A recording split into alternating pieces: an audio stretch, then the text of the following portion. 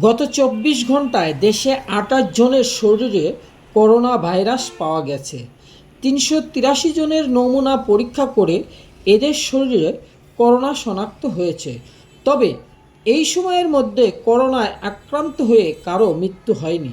বৃহস্পতিবার ১৯শে জুন স্বাস্থ্য অধিদপ্তর থেকে পাঠানো করোনা বিষয়ক নিয়মিত সংবাদ বিজ্ঞপ্তিতে এই তথ্য জানানো হয়েছে। এতে বলা হয়েছে নতুন করে ২৮ জন আক্রান্ত হয়েছে এবং এর সংখ্যা যদি ধীরে ধীরে বেড়ে যায় এবং করোনার প্রকোপ যদি আরও বৃদ্ধি পায় তাহলে লকডাউন আসবে, পরীক্ষা বন্ধ হয়ে যাবে, এমনকি কঠোর কর্মসূচি দিতে পারে সরকার।